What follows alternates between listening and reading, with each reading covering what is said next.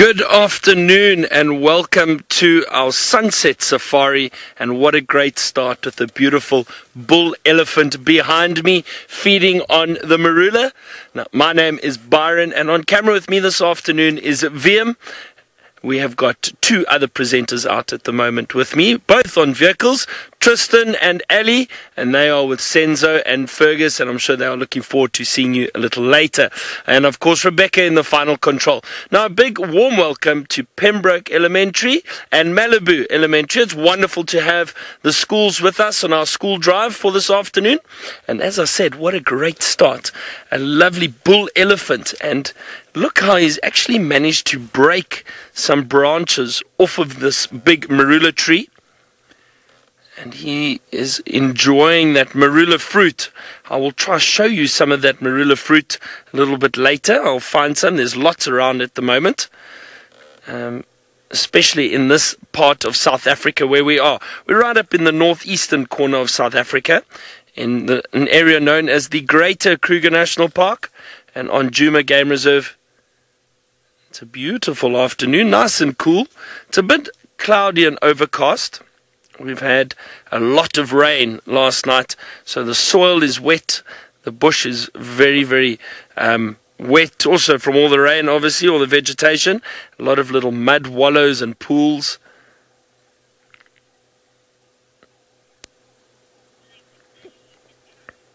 I'm going to sit and spend time with this elephant. Don't forget, send us your questions.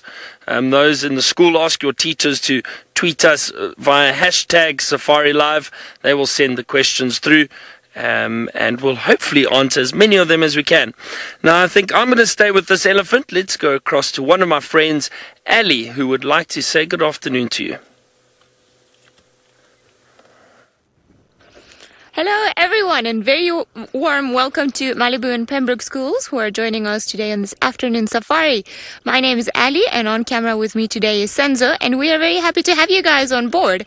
Also, just like Byron, we might be hearing some elephants in the distance, so I think they were actually busy trying to break a tree. So we're going to go and investigate and see what it is that we've got there. But by all means, if you've got any questions, please send them through via your teacher, because we love hearing from you guys, especially if you have any interesting questions for us. Now, it sounded like a whole tree was being pushed down, and it is something that elephants do every now and again, especially when they want to get to the top part of the tree. Now, it sounded like it was somewhere around here, so we're just going to keep our eyes open for a little bit just to try and see if maybe we find the culprit, because sometimes elephants can be very naughty and they destroy a lot of things all around us. I can't see any fallen down trees, so perhaps it was, I see an elephant now, far away in the distance. There it is, pushing down another tree. I don't know if we're going to be able to get it from here. Let me just try and off-road a little bit. It seems like this Ellie is breaking something very, very thoroughly. Let's see. Alrighty, almost there. Let's see, elephant, what you up to? Now, I'm going to park us right here, because then we're not going to be able to see the elephant all that well, but we're going to see what it is that he's up to. Now, you see he's hiding behind the vegetation, behind the tree, and I think that's exactly the tree that it's already pushed down, or at least it seems it's broken half of it. There we go. That's the tree that died. So you see it actually broke it from very high up, and I think it managed to do that because it's still a new tree. So if the elephant stretched its trunk all the way up to the branches of the tree and then pulled very quickly, maybe that's exactly what caused the tree to break. Oh no. We have one dead tree. This is a murder scene almost. The elephant's just broken down the whole tree, just because it wanted some, probably just of the leaves at the top. It seems like the elephants prefer eating the very yummy leaves that we've got all the way at the top, probably because they are the ones that receive the most sunlight and then for the yummiest. I don't know if he's trying to break it a little bit more, or if he's just now trying to eat and grab all the branches with his trunk. Cadence Well, I can tell you that this elephant is eating a tree that's called the marula tree, but they eat all sorts of things all around here. So they will eat not only leaves from the trees, sometimes they also eat the bark. They eat tons and tons of different trees, but they also eat grass and fruit. They really like the fruits of certain trees, and now that it's the summertime and it's the rainy season, many different trees are producing fruit. And of course, they also like eating flowers. So they'll pretty much eat anything that they can. Well, as you can imagine, being such a big creature, then you've got to eat a lot. So we can only see one sneaky part of his tusk, which is that white thing that we're seeing there. And sometimes the tusks help them break the the trees or the branches or other things. Seems like my friend Byron has a much better view of the elephants. So let's head over to him for a clear view of what an elephant looks like. And Ali, now we have two elephants, both enjoying the marula fruit. It's a wonderful time of year for these elephants.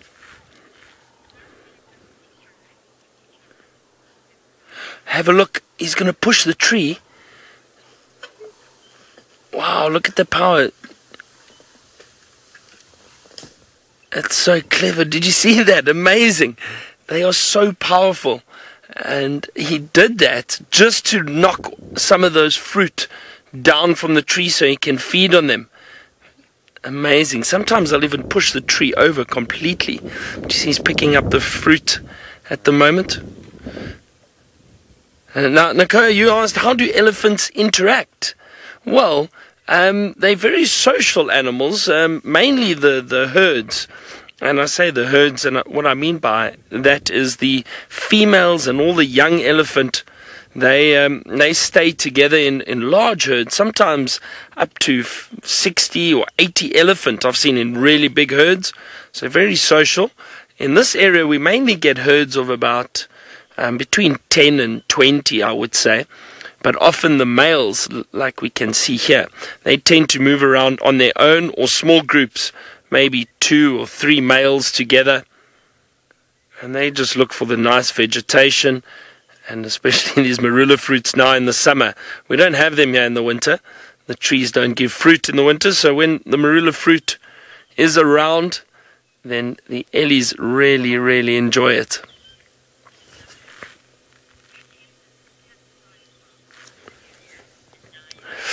And I wouldn't say that the elephants camouflage very well. However, the bush is very thick at the moment, so they can blend in, and surprisingly, they can disappear quite easily because there's a lot of thick vegetation, big trees, so they can hide behind them. So at times we may hear the elephant before we actually see them. But I wouldn't say it's camouflage. I mean, they're really these large grey animals. Now have a look. There's some interaction that we were speaking about earlier, how they can interact and are social. The bulls, there is always a dominance display, so one will be more dominant than the other and may chase the other one. And you can see that one on the left is definitely bigger than the one on the right.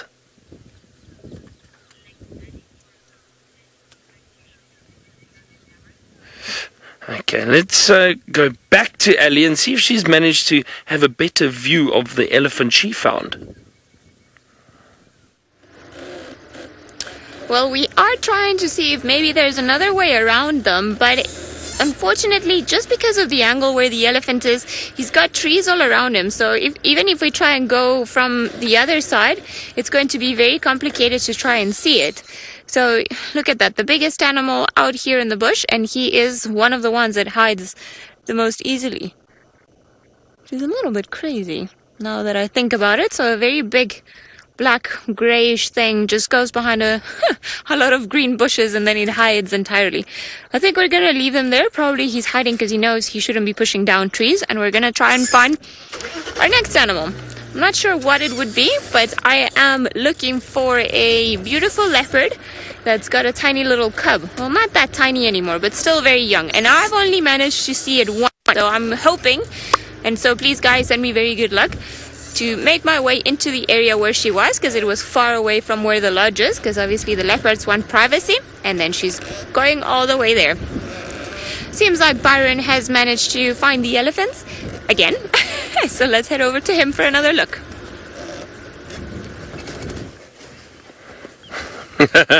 Ali, it wasn't very difficult. They haven't really moved. They're still standing. And I think we seem to have the best view of them at the moment. Those beautiful big tusks. And Nish, you are wondering how long an elephant's trunk is, or grown elephant. Now, I think a big male elephant can have a trunk. Oh, watch, look at this. Oh, look at that. This is just a bit of playful behavior. They don't look aggressive. Now, elephants often, especially these males, they tend to get playful and push one another around. And Nesh, I'll answer your question shortly. Trunk, a big elephant. Have a look. Sorry, there's so much going on. Look how he's stretching that trunk to get to the branches at the top. You might try break a branch. Possibly try reach some fruit. Let's see if he pulls a branch down. Yeah, there we go. And there's another elephant approaching just left of us. A younger one. Look at that, all these elephants coming out. And a big male elephant's trunk, I think, can get up to about 3 meters in length, if I'm not mistaken. I think when they really stretch them out, I think it's almost 3 meters. I'll double check though, Anesh. I want to make sure that I don't give you the incorrect information, but I do think it's about 3 meters.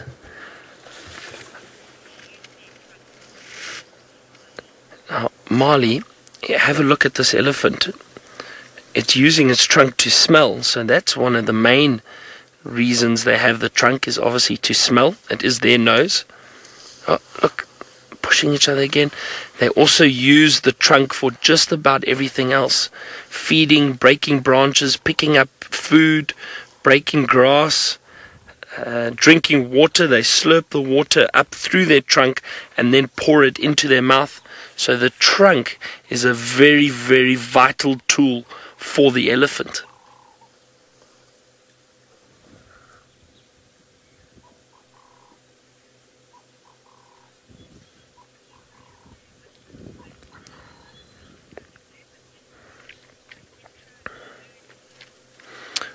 I'm going to stay with these elephants. It's such a lovely sighting. Let's go across, though, quickly to Tristan, who would like to say good afternoon to you. And let's find out what his plan is.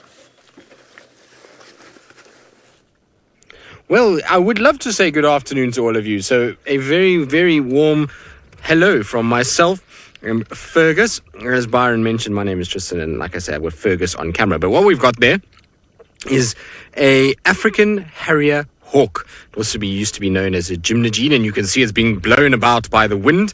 But this is a very cool bird. These guys are such fun to watch because they often are flying around. They don't sit still for too long, and what they do is they fly from tree to tree, and you see that they've got very long legs without feathers. Now those long legs without feathers are their weapons, and so what they do is they fly from tree to tree, and they'll grab on the side, and then they kind of find little holes in the tree that house birds and squirrels and little mice and those kind of things, and they then stick those legs in and pull them out. And then when they pull them out, obviously they'll then go and land and try and feed off it. But there you can see it's perched in a beautiful dead tree with a beautiful big kind of sky in the background. Now, it is a very warm welcome to the schools that have joined us this afternoon. I hope that you guys will have lots and lots of fun with us, and hopefully you will ask lots of questions. Remember that you must just send your questions to your teacher, and she'll send them all to us. But that is one of my favorite birds of prey. I really love spending time with them, and so hopefully we're going to have a situation where it will fly a bit and maybe move around, and we can follow it around. They're always good to follow because they often, like I say, are hunting, and you can then get to see some really cool things, is how they kind of pull the nests out of squirrels and all kinds of other things to find food, which is really quite exciting. They're also quite cool because their face changes color. So I want to just show you in my book quickly what I mean.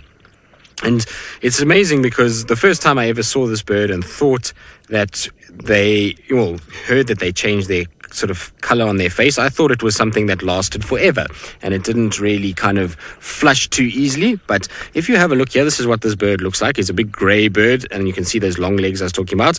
But you see it normally has this yellow face. Now, when that face is yellow like this, it's normally when the bird is just doing whatever it wants and just kind of flying around and hunting, and it's all very calm. But when it goes like this, it's normally when the bird is excited, and this change in color happens within a few minutes. It just goes from yellow to red very quickly, and it's normally when it's excited, or if it's breeding, or if it's trying to find another African Harrier hawk, then it will go this way, which is very cool. But they're easy to identify because of the big bars on the tail and gray coloration. Frankie, wondering how high, how far, and whether they migrate. Well, Frankie, they are not migratory birds. So these guys are residents in this area. They stay here all year round. In terms of how high and how far, they generally don't fly very far or very high. And the reason why is because they do not hunt other birds that are flying around or hunt anything that moves too fast.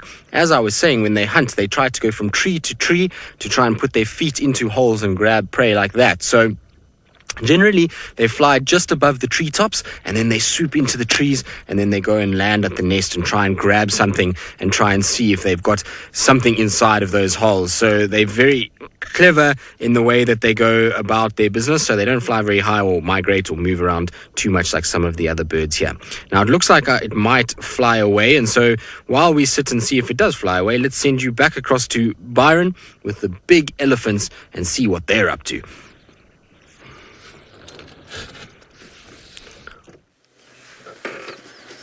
The elephants are still moving along, feeding. We're going to try and keep up with them a little bit. Getting back to the question of the elephant trunk. So it can weigh up to 400 pounds, which is massive. 400 pounds and can get up to about 7 feet long.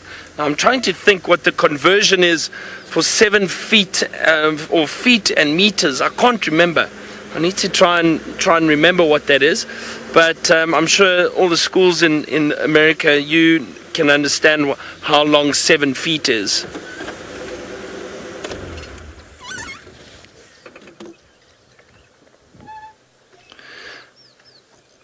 Sam, I don't know what the reason an elephant male is called a bull elephant. I think with large animals, most of the large animals, the males are just called bulls.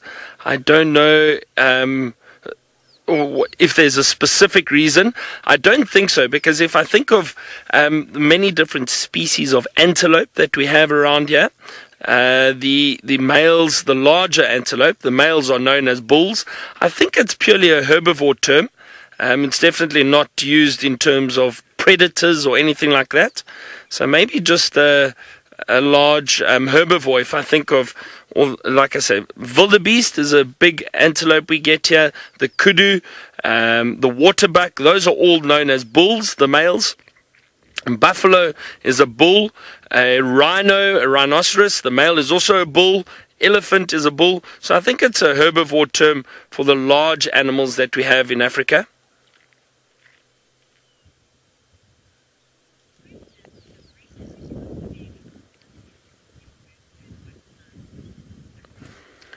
See them reaching up, stretching for those branches. Wonderful to see. Sabrina, a female elephant usually gives birth to one calf at a time. It's only one calf. And the amazing thing is that they are pregnant for 22 months. Isn't that incredible? Very, very long time. So 22 months, they give birth to one calf. However, I have heard of strange situations where twins are born, where two calves are born. It does not happen often, but it has happened in the wild before. But usually, Sabrina, it's only one calf. I'm going to try reposition quickly. I'll just get another little view.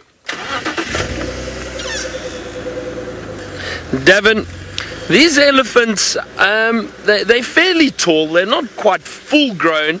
They will still grow. An elephant generally grows throughout its lifetime. And I think these elephant probably, I would say, 3 meters tall, 3 to 4 meters tall at shoulder height. So they are still, I mean, that's still very, very large. But they can get a little bit bigger. I'd say maybe 3.5 meters tall. So the largest one, yeah. I think some of the others can get some of the other elephant bulls, the big ones, can get a bit taller, about 4.5 meters.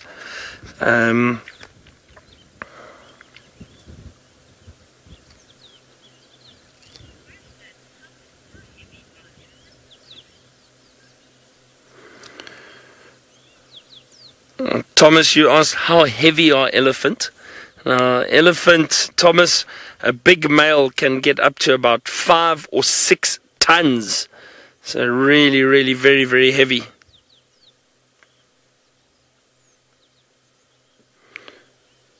I'm just double checking in the book here. I don't want to make a mistake, but they say that the average height of an elephant is between 3 and 4 meters. Yeah, I think you can get some bulls that are a little bit taller than that, but yeah, I think these ones are about 3 meters. They're not quite full grown. They probably can get a little bit bigger. Maybe just over 3 meters tall. But the average elephant is about 3 to 4 meters tall. Females obviously smaller than the males. The big males definitely much taller. But incredible that they can get up to about 5,000, 6,000 kilograms or 6 tons. The females are a lot less, maybe 3.5 tons for a big female.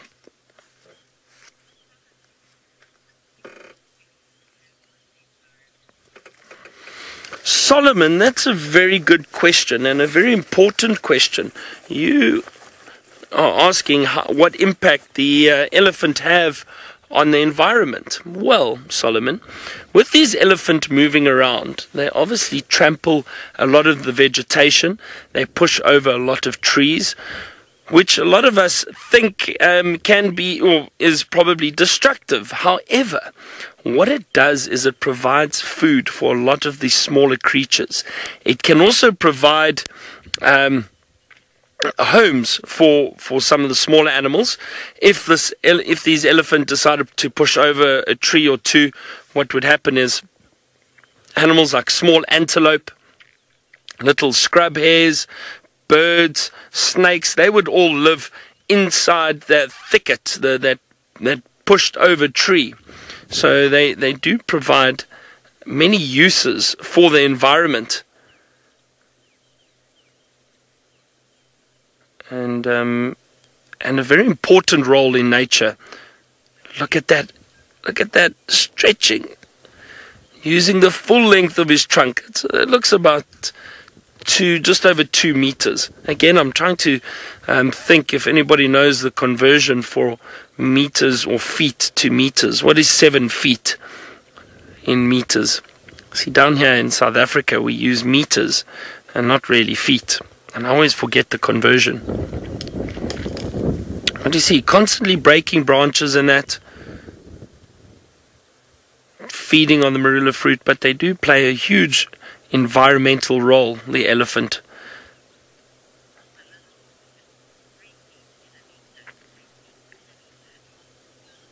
Okay, so about 3 feet in a meter, so just over 2 meters for the total length of a trunk. Just less than 3 meters, 2.5 meters for the length of a trunk for a big elephant.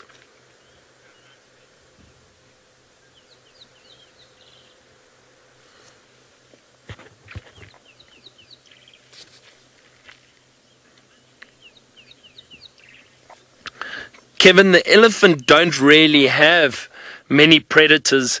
I would say the only predator, and these elephant, for example, probably don't have any predators, but young elephant, the only predators would be lions.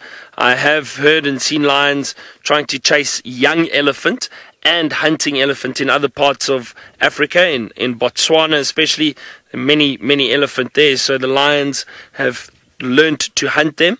But the younger elephant, not really the adults. Adults are very big, very powerful, so it would be difficult. And these bulls, I doubt any lion would try to catch a bull this size.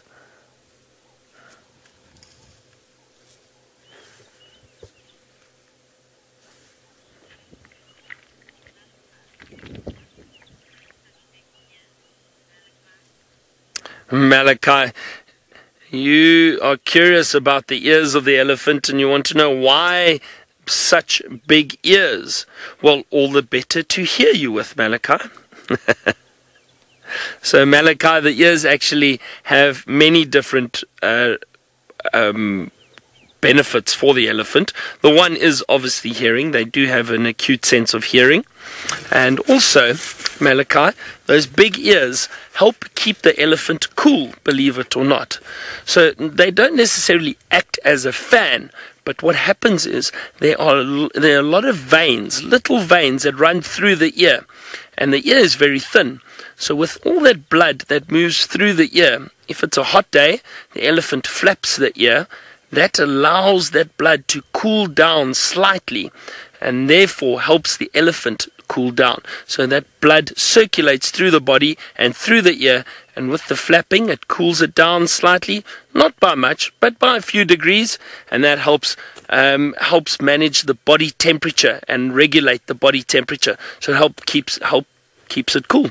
The other thing they use the ears for is perhaps warning us if they feel threatened or they feel aggressive. They flap the ears very quickly. They'll raise their heads, open their ears, make themselves look bigger. So a lot of different uses for the ears of the elephant.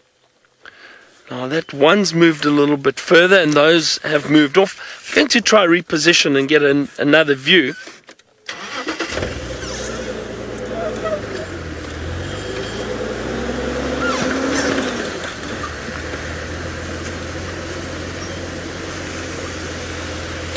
All right, now I know my friend Tristan was trying to go look for a lion this afternoon. I hope he does find him. But let's go across to him now and see where he is.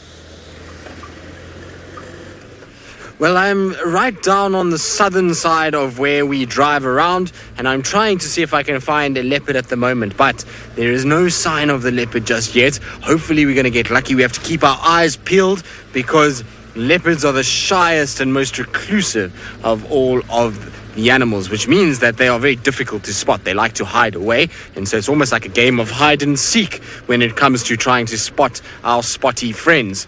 And I'm just driving around slowly because sometimes what happens with leopards is that they'll cross a road, and when they cross a road, they leave their little footprints. And when they leave their footprints, it makes it much easier for us because we know that they've been there, and we can then follow those footprints and try and find them. They like to hang around in very thick areas where there's lots of thick bush and where they can hide behind trees and grasses and those kind of things.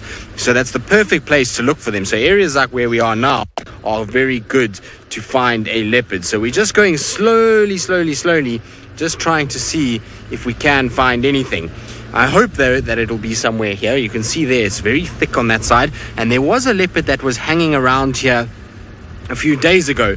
It is a mom leopard with her baby. And so they've been moving up and down in this area. And that's why we're just going to see if I can find any footprints for either the baby or the mom. If I can find footprints for the baby, it's actually even better because we know then that mom will definitely come and try and find her baby. So they've spent a lot of time in this area, so I have to look very carefully. There's actually not a leopard, but there is an animal that the leopards like to eat. So it's called a duiker. Now a duiker is a type of antelope. It is indeed a duiker, a little male that's got small horns. So this is a young male. He hasn't quite developed and gotten very big just yet, so he's like a teenager at the moment, but his horns will not get too much bigger, and he himself will not get too much bigger. They are the second smallest antelope that we see here. So if you wanted to know how small they really are, they're about the size of a small to medium dog. That's about how big that is. It's not very large at all, and they are ones that move around in the thickets like this. And it's one of the favorite animals for a leopard to hunt because they are in the same area. So they both like thick, dense vegetation and trees and grasses and those kind of things. So leopards come across them a lot. And two, they're the perfect size because a leopard can catch that and take it into a tree and feed off it over the course of a day or two and it makes a really good meal, but it's not too big that they struggle to get it up into a tree. So it's the perfect size animal for especially a female leopard who's got a cub. She can kill that, and then she can drag it and put it up into a tree, and then she can go and fetch her cub and bring her cub back to get some much needed food. But you'll see that this little thing will be eating all the vegetation, and they'll be very happy because we've had some rain over the last little bit. And you'll find that they'll eat these little blades of grass and flowers and all of those kind of things that have come out in the last few days because of the rain that we've had falling. Now, I believe Byron was telling you all about bulls and cows in the bigger antelope. So this is one of the smaller antelope. So this is called a ram. So when they are small, they're called rams and ewes. So much like a sheep would be the same thing. And when they get bigger, when they're like a kudu or something that size, then it is a bull and a cow. So that's the difference between the male and female antelopes and between the small and big antelopes.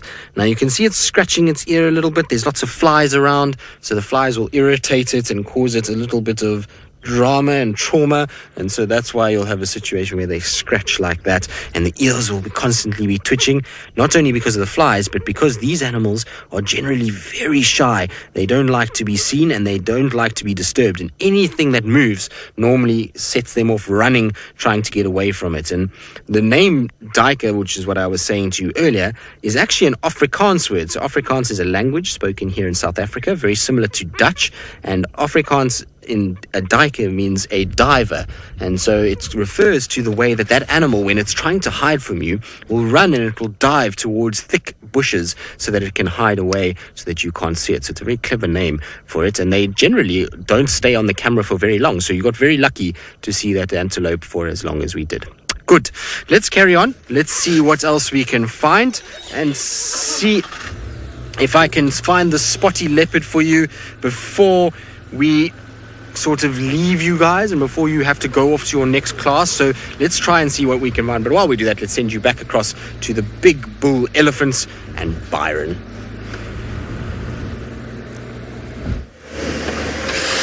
The elephants moved away from us a little bit, but I'm going to get closer to them shortly, so just stick with us. And I see some other animals close to the elephant too, some wildebeest, so it would be wonderful to show them all to you.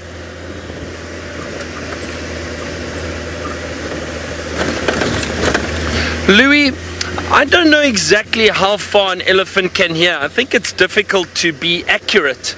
I'll tell you why I say that is if the wind blows, say for example the elephant is downwind of us, so the wind is blowing from us to the elephant, he would hear us a lot easier. If the elephant was upwind from us, he probably wouldn't hear us as well. I would say they can hear maybe, I mean, if an elephant trumpets or something, they can hear that up to 1 mile or 2 miles away easily. Elephants are very, very loud and they can hear that far. But if we were sneaking up on them, they probably wouldn't hear us until we got very, very close, if we were quiet though. Can see all these piles of dung on the road. And I don't know if you saw them, but that's all elephant dung, and I can actually smell it. Very, very strong elephant smell. Sorry, Rebecca, what was Lily's question?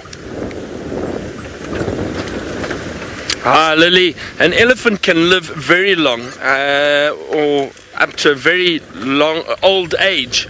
An elephant probably can live up to about 50 or 60 years in the wild. I'm getting closer, but there we go. Have a look in front of us. All these wildebeest on the clearings. So it's a lovely area, nice and open. There's lots of grass for these wildebeest to feed on.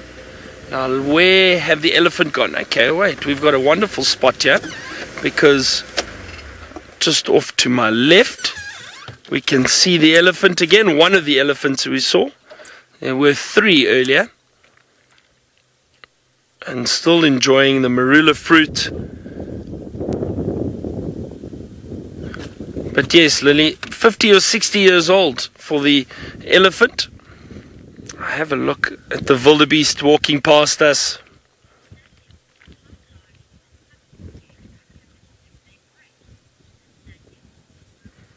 Nathaniel, the tusks can get very, very large, up to 1.5, or I think there have been records of 2-meter tusks for very, very large elephant bulls, and they can weigh a number of or many, many kilograms. They're very, very heavy.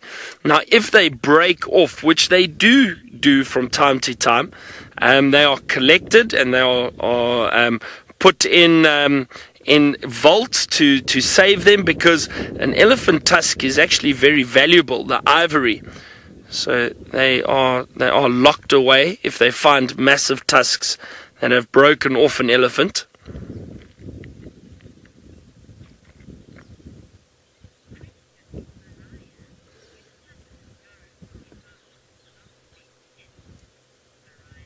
Mariah, those tusks do grow out of the mouth.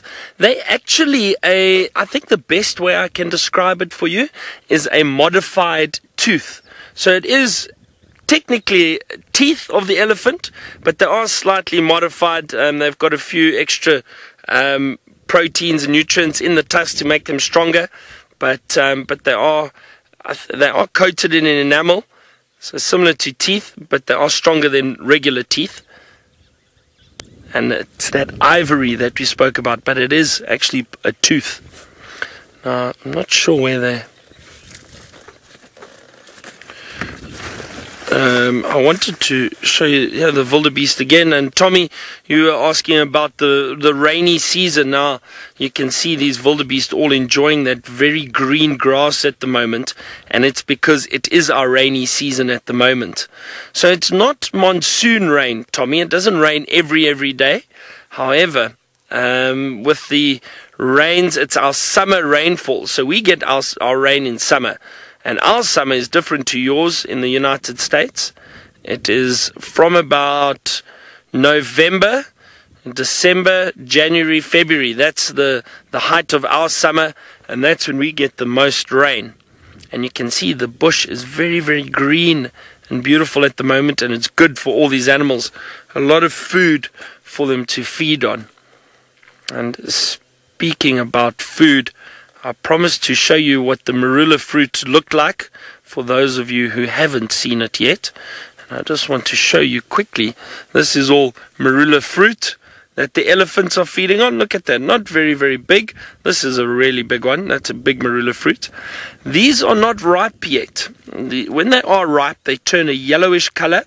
This is still quite green, but they turn a yellowish color. And we can eat them too. Very rich in vitamin C. Very tasty. You've got to peel the skin off. I'm not going to do it now because these are very, very sour. But you peel the skin off, and then it's got a bit of fruit, but a very large seed inside, very large pip. And you can eat the fruit and throw the skin away. Nice and juicy. Wonderful to eat if you are in the bush. Just remember, don't eat anything in the bush unless somebody has told you exactly what it is and that it is safe to eat, because we do have some poisonous fruit and plants out here. Okay, I'm going to see where those elephants have gone. I think they've moved off, but Tristan has got a beautiful antelope he wants to show you. I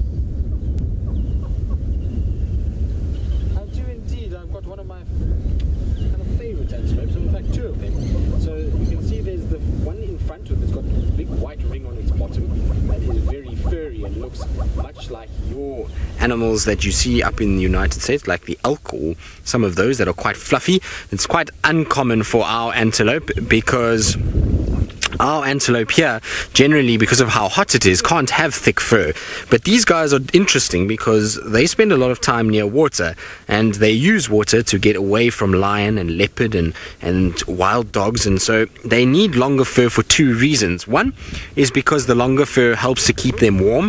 Generally where you are near water, it's very low lying, and what that means is that when the air gets cold air sinks, and that means it's much colder.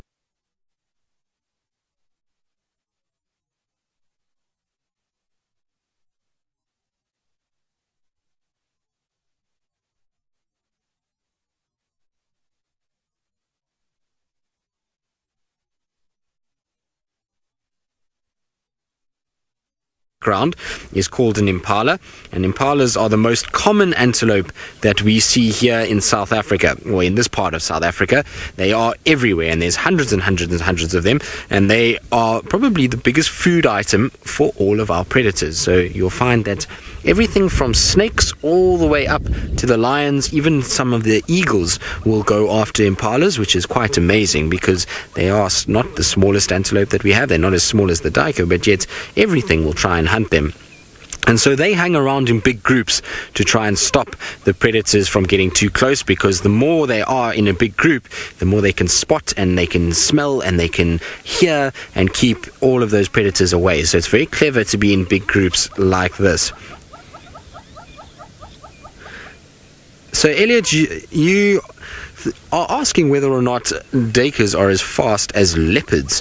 Well, they are, and if not faster, because they have to be as fast as a leopard, otherwise they would just get caught all the time. So they are very, very fast. The thing is, though, is a leopard, the way the leopard catches them is by trying to get into a place where it can stalk the duiker, and it can get very, very close, and then it uses surprise to jump out and grab it before it's able to run away. But the duiker can definitely run just as fast as the leopard can. Now, in the background there, you'll see that there is a stripy animal also hidden behind the trees. There are some zebra here, so it's two male zebras that are in this area. I know that they're both boys because I saw them this morning, and they have been spending a bit of time down in this area and moving around. So those the zebra are probably young males that have been kicked out of their herd and are trying to move around and find an area of their own. They're not old enough yet to establish themselves or to be dominant, so to be a dad, and so they have to walk around and kind of find a good place to feed. Now, Bishop, you're wondering if animals are born with stripes or how they get them or when do they get them? Well, any of these animals that you see out here, they are born with these markings. So if we go to, can you come to this waterbuck for me, Fergus? So there's a waterbuck that's right in front of me over there, that one. Now that waterbuck has got a little baby somewhere there. I don't know where the little baby's gone now. I did see it. Maybe it's lying down somewhere in that area. And that little baby, there it is, just to the left of it with the mom. So just come to the left, Ferg. A little bit more, a little bit more. There it is. You see its face sitting in the grass there?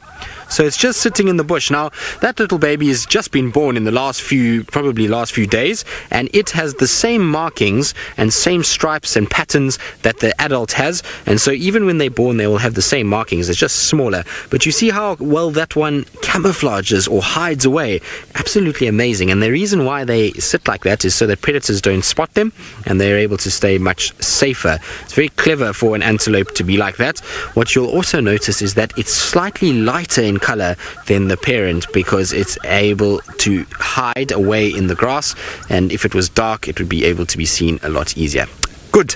We're going to sit with all of these animals and appreciate them as they feed along. But while we do that, let's send you across to Ali, who's found one of the most beautiful birds of prey that we get here.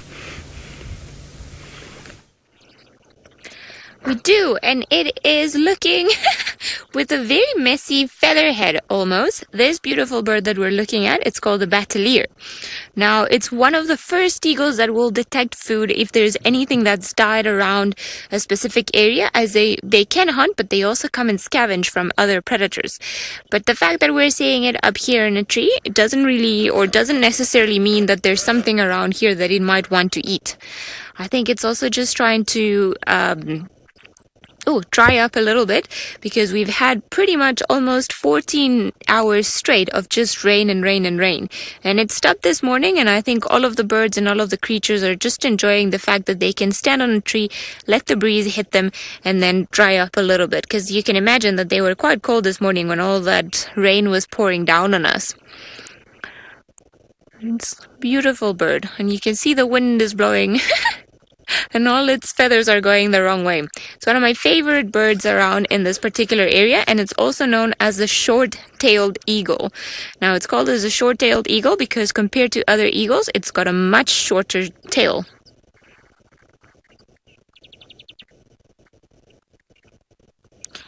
Memphis, you're wondering how much this eagle eats in a day. Well, it depends.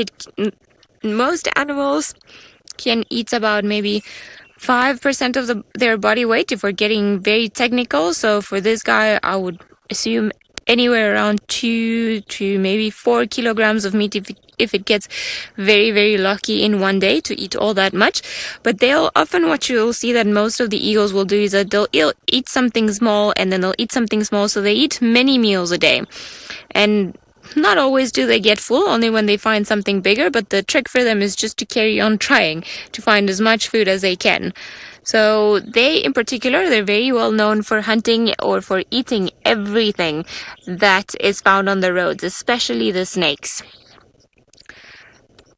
Right, it's been a pleasure having you guys on board, and I hope you've enjoyed all the sightings and all of the different things that we've been able to show you guys today, from the eagle to the elephants to the marula trees and the baby lambs. And on my behalf and of Tristan and Byron and everyone on FC, we'll see you guys the next time.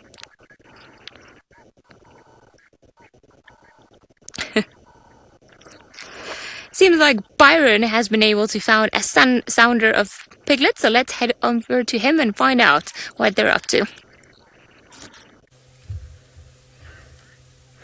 Well, the schools have just left us. And don't forget to send us your questions. Hashtag Safari Live via Twitter for the rest of you who are continuing with us. Have a look at this beautiful warthog, one of my favorite animals. And I think they're one of my friend's favorites too. And I think he's watching at the moment. Mark and his wife Charisse, they're in South Africa, but they still watch very often, and they enjoy the bush just as much as I do. So Mark's trying to learn a little bit about the bush. Marky, I hope you're learning. There's going to be a test after this. Let's see if I can see these little warthogs again. It's a female with 2 piglets. And there we go. There's another quick view. I think we'll have of the female with the 2 piglets. Look at that. I really enjoy the warthog. They've got such character. You see those tails raise immediately as those youngsters run. The tail stiffens and they raise them up. They're going to disappear through that thicket shortly. Nice little view, quick view of the warthogs. Wonderful to see them. And they were lying down when we did find them. I think these warthogs are enjoying this rain that we've had, because there's been a lot of mud. And the warthog do enjoy wallowing in the mud, covering their skin. It protects their skin from ticks, keeps them cool. So I'm sure they enjoyed all the rain that we've had. Now, speaking of animals that enjoy water, Tristan has got some more waterbuck.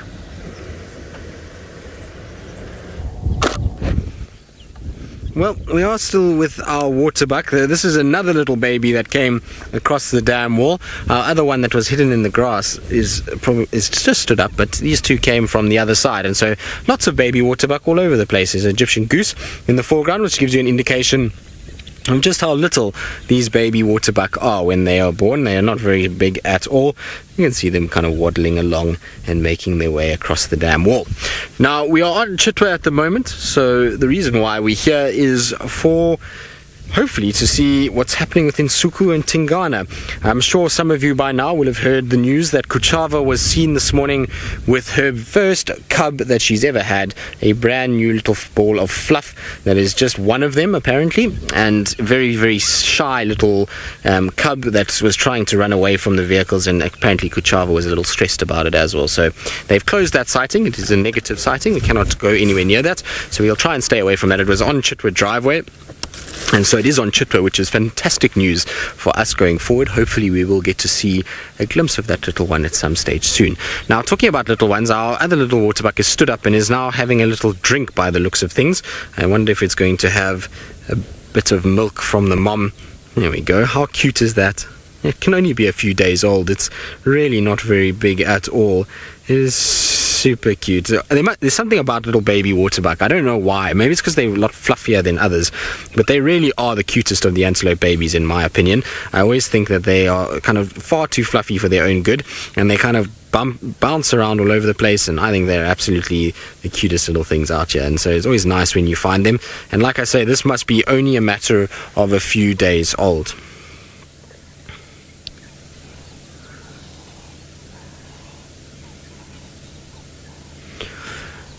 So I definitely would go to fish, because your Twitter handle is to fish or not to fish, but I would go to fish definitely.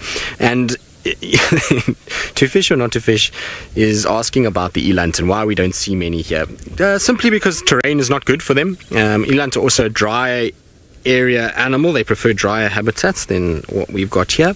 And so also the amount of predators, it's just not a great place for them. They prefer more long grass areas, so the Mara does well for them because the grass gets very long. You also find them in the northern parts of Kruger where you can get long grass areas.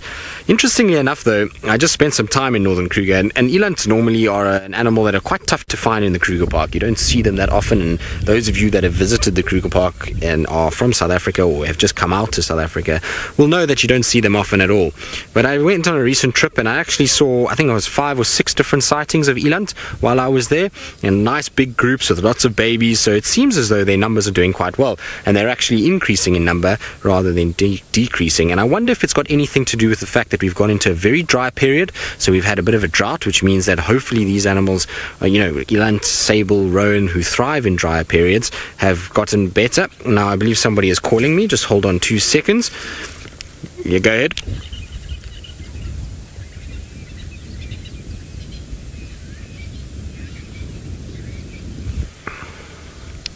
Copy, that will do. Thank you. No problem. Right, so it was just somebody that was getting hold of me about the male lion and male leopard. But anyway, we're talking about elands, and so it seems as though their numbers have done well. Also, they've shut off a number of water holes in the Kruger, which has meant that things like zebra and wildebeest, impala, warthogs have all shifted away from those areas a little bit, and therefore the grass is starting to grow a little bit longer and creates a good habitat for sable, roan, eland to have their little ones and to keep them hidden. And so I wonder if that's maybe why their numbers are looking better than what they were previously. It's interesting to see kind of how it's going. Oh, hello, little one. Are you looking up into the tree?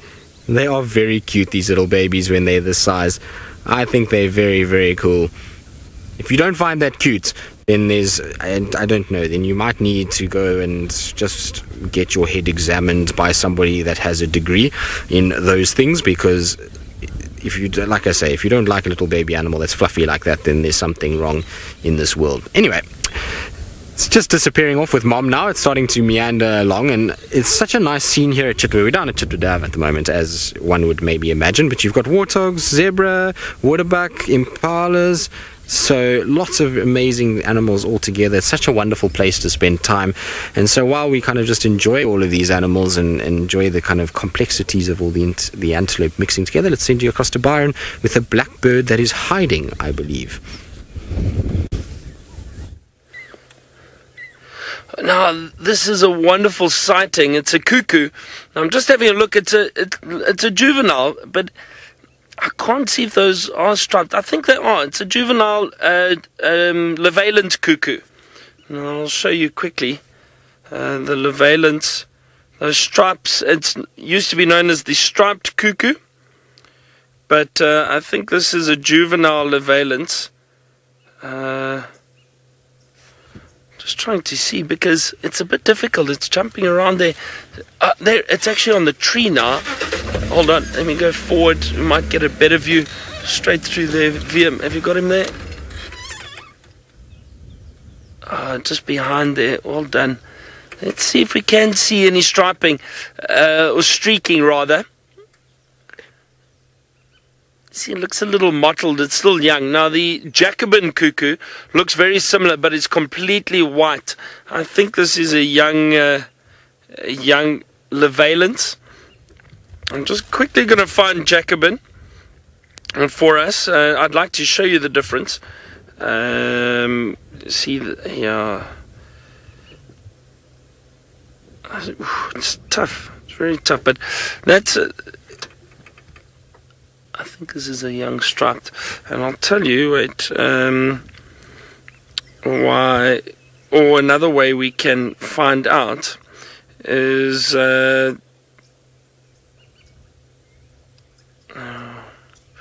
sure, this is tough.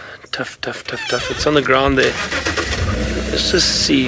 It's difficult to get a good view of it. I'm going to try to use my binoculars. Hold on. It's but it is a young one. Usually they fly. Look, there's a beautiful view of it.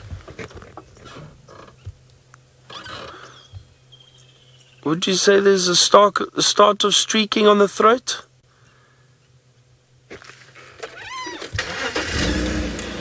Or is that just dirt? But it is a youngster, it is a juvenile. Just the behavior, it hasn't flown yet.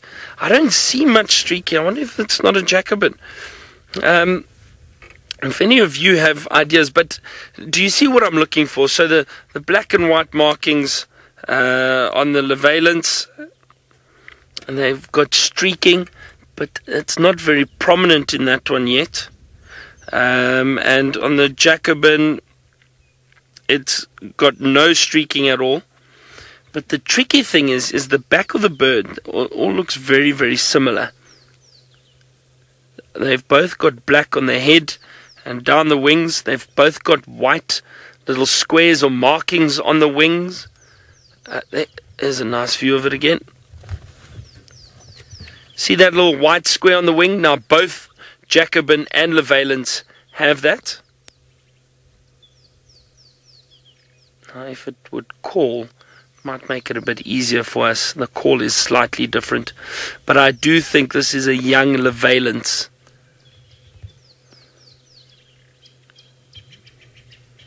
I don't think it's a Jacobin. Unfortunately, my bird app doesn't have a picture of a juvenile. I can hear another one calling. Let's play. I'm just going to play the call here for you quickly. Yeah, this is the Levalence. There's another one calling in the distance, and I think it's the same one. It's probably unlikely to find the other one around. Also, you know what, we don't see many Jacobin cuckoo here. We have seen before, but you don't see as many. We do see a lot more Levalence. So on that theory, I'm going to say that it is a young Levalence. It is a young Levalence, but nice to see them, because we thought most of the cuckoos have disappeared. Most of them have, but there's still one or two around. They haven't migrated yet. I'm not sure who we're linking to. Sorry, Rebecca, I didn't hear. Let's go across to either Ali or Tristan.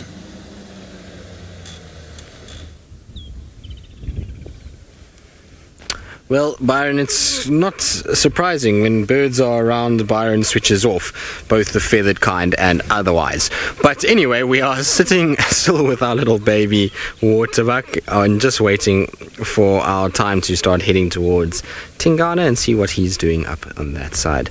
Now, Gordon, the number of species of antelope that we get in, I wonder if you're asking in the world, or you're asking in South Africa, or in the Kruger Park system, the Sabi sand system. If we're talking in the world, I have absolutely no idea how many, but in Djuma here in this part of the world, I'll have to think about it now.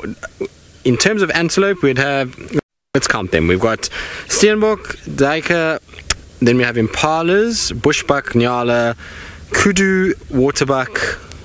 What am I forgetting? That's it, eh? Just the 7 of them. I think it's just the 7 of them. There has been reports of sable in the Sabi sands, so I suppose we can throw in a sable in there. And in fact, an eland has also been seen in the Sabi sands once before. So potentially 9 different antelope. I don't think I'm missing any of them. If we're talking ungulates or hoofed animals, well then obviously it grows out a little bit, because you'll have to add zebras and giraffe and wildebeest and buffalo and those kind of things. But in terms of the actual proper antelope species, there will be a potential 9 that you could see. But here on Djuma, commonly seen is just the 7 of them. I'm sure I'm missing one, but maybe not. I don't know. I'll count it in my brain, but I think that's all of them. I don't think we have any others that I'm missing. Right, now I believe we can start making our way towards Tingana, so let's do that. We're going to leave our little baby Waterbuck. Be careful, little Waterbuck. When Tingana and Hosana are around, it is not safe at all. We know Tingana loves a little baby Waterbuck, or he used to anyway. I'm pretty sure he's going to be on the prowl at some point, and if he managed to kill that impala, which it sounds like he did, then he might be coming back to finer fettle, and that might mean trouble for not only these Waterbuck, but maybe even for Hukumuri as well, because I'm sure Tingana, once he feels fit again, is going to be on the prowl. But in saying that, I also have a theory that this kill that was made by 10 species of antelope in Djuma, Byron. Sorry, I got to update that. Byron says there are 10. I'm interested to know what 10 he's talking about, but while I kind of think about it, let's send you across to him so you can list them all and we'll see who's right.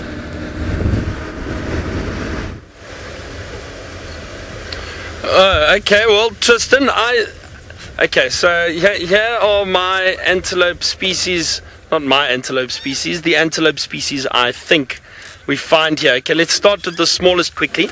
So we've got, we see Steenbok, Duiker, then Impala, Bushbuck,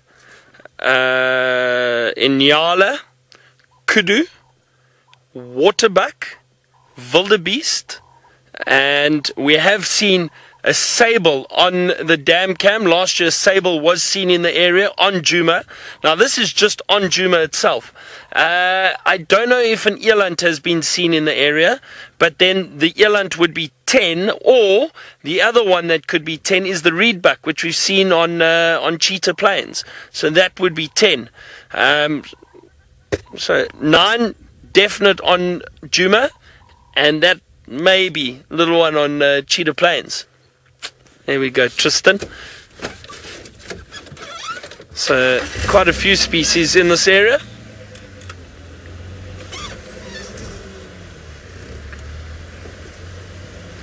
Oh, now Tristan is trying to get technical and saying the wildebeest is an ungulate, but not really a strict antelope. It's part of the antelope family. Well, you can't get out of that one, Tristan. Okay, well then 8, if you want to be very technical, 8 or 9. Let's call it 9, because then I will count the reedbuck that we see on Cheetah Plains. Then it's 9 if you want to leave the poor wildebeest out. Yeah, I agree. That's not very nice. VM, the wildebeest behind me, says the wildebeest should be included. I am scanning the trees for some more interesting birds. Ellie said she had tracks of buffalo earlier, heading in this direction. I've been looking. I haven't seen anything yet. Perhaps around the other way, which we will be going shortly. Also checking these drainage lines very carefully. Any little sign. I'm looking for interesting things this afternoon. Well, look, it's always interesting, but smaller creatures, birds, interesting birds, little animals, insects that might be hiding. VM might be upset because I know he wants to see a leopard. VM, we saw a leopard yesterday in the rain. But he says we haven't seen one today. VM, all right, we'll try our best.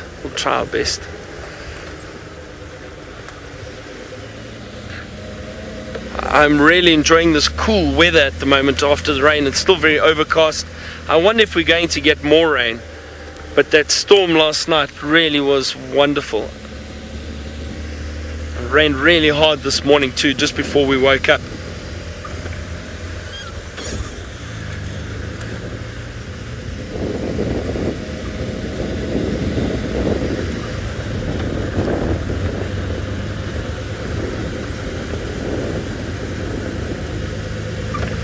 Ooh, Eloise, you asking what classifies something as an antelope.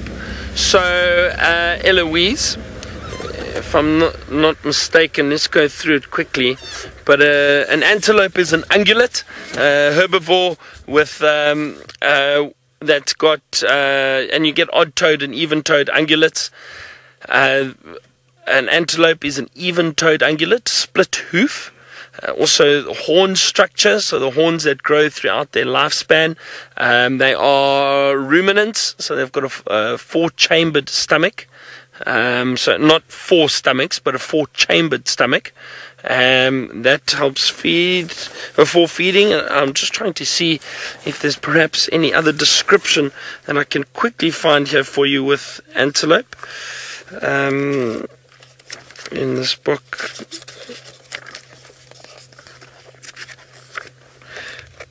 Okay, let's see. Oh, sorry. No, it doesn't really give a description in this book of antelope. So I'm just looking at this mammal book if it's anything. But they start with buffalo and antelope. So buffalo, they've classed them together. Now that's going back up in taxonomy. So a little bit, or a few, let's call it layers back, or a few classes back. So as you know, it's kingdom, phylum, class, order, family, genus, species. 7 categories of taxonomy. It's all that gets very complicated, and you've got these huge scientific words. We did enough scientific words this morning, I think, with all the animals. But buffalo and antelope, well, they're herbivores. They are ruminants, so that's why they're classified to kind of together, closer together than some of the other animals. But then antelope would split off slightly. We can ask Tristan too if he knows of any other classifications of antelope and what makes antelope an antelope. I just want to see quickly if a blue wild beast, wildebeest, is in the antelope category. I'm just paging through here quickly. Hartebeest. Yeah. Oh, it is indeed. There's bontebok, the tsesebe, and then wildebeest. So the mammal book clearly classifies the wildebeest as an antelope. Tristan, I'm counting it. Then straight after the wildebeest is the impala. So definitely an antelope.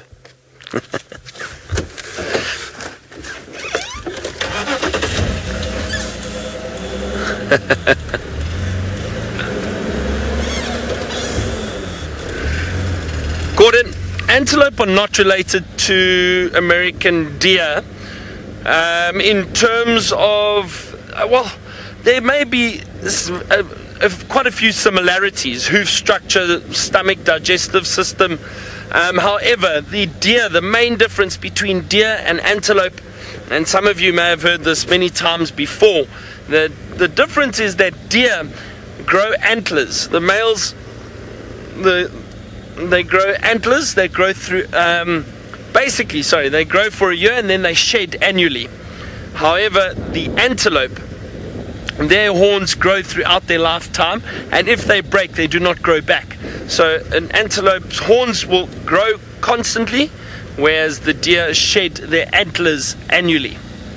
So that is the main difference. So not really, I mean, they're probably very close in terms of taxonomy and naming and structure of the animals, but then they do split and they are different. Closer, further down, when you get probably family, genus, species, that would all be very different.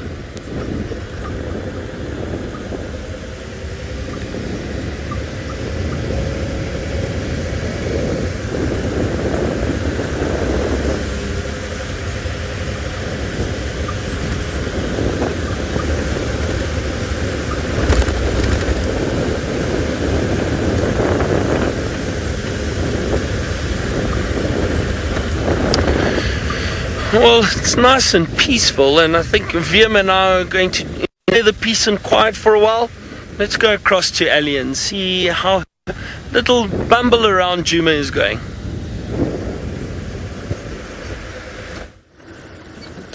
Whew, right. Seems like Thandi will forever like to put me on a run around to see any of her offspring. So I think I'm just destined to work really hard for a glimpse of any of her cubs, because Tamba was pretty much the same. Now, we've driven the area roughly where Byron had her yesterday, but we've had no luck with alarm calls, tracks, no indication as if she was anywhere around here or not. So I think this is pretty much the last 2 tracks that I want to check, just in case she's anywhere around here, because it would be a spectacular spot for her to be in. It's very guarded, lots of water, potentially even food for her to hunt, but so far, no luck whatsoever. I feel like this is a deja vu. Peter, in relation to the cub of, or the father of Kuchawa's cub, I would assume, just judging by who she was mating with, that there's a chance that it's either quarantine or Tingana's offspring. Now, I would say quarantine because Kuchawa tends to hang around a little bit further east than what she does or from this particular area where we're in. And I know Tingana was seen mating with her. I'm not too sure if there's any photographic proof of Kuchawa mating with quarantine, although I think I remember something along those lines.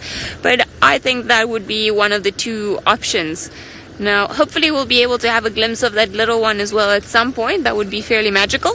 But wouldn't be angry if I managed to see her. What would she be? The cousin? It's almost like Tingana and Hosana and Tamba relationship. It's half brother, yet uncle, yet cousin, and all that kind of relationship. Now, not even one squirrel alarm calling. So I would imagine that it's very void of leopard, this particular area.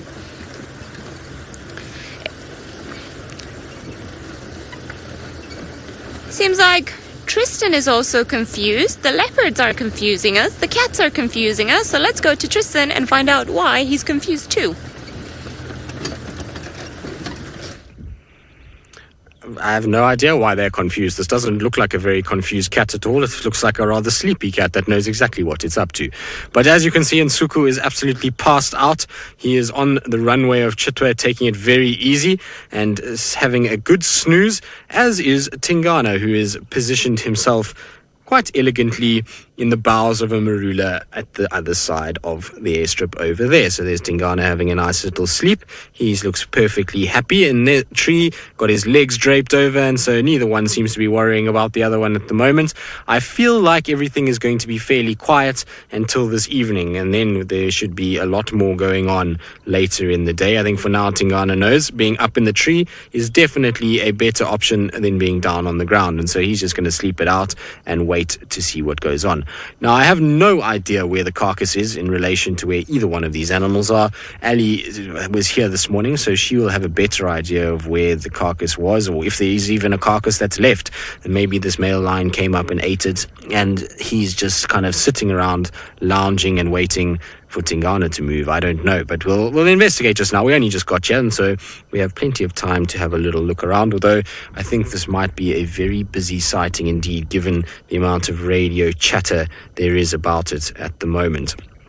Nsuku, though, very sleepy, which is not what, well, I wouldn't have expected anything less from a male lion at this time of the day. I would have imagined that they would have been very sleepy and kind of taking it quite easy. I didn't think Nsuku would be too busy, especially given that he was roaring late into the morning. I think he's made his statement, and now he's just going to take it nice and easy and really kind of just enjoy the cool sand that is on the airstrip. But how incredible is that, to see not only a leopard but a male lion in the same place? Not every day that happens, and certainly a very, very special thing. I don't know what it is about this airstrip. There is something about Tingana and the Birmingham boys and the Chitwa airstrip that they all seem to get themselves into this tangle and this kind of dance off that happens.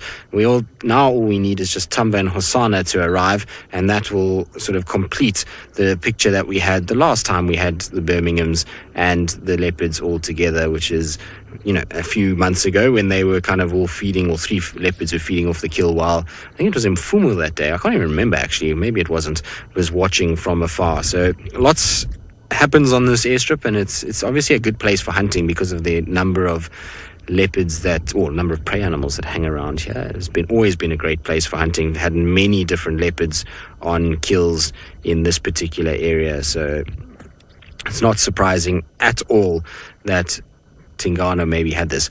But I have a theory, which I was talking about just now before Byron started to go on about 10 antelope species that he couldn't even name.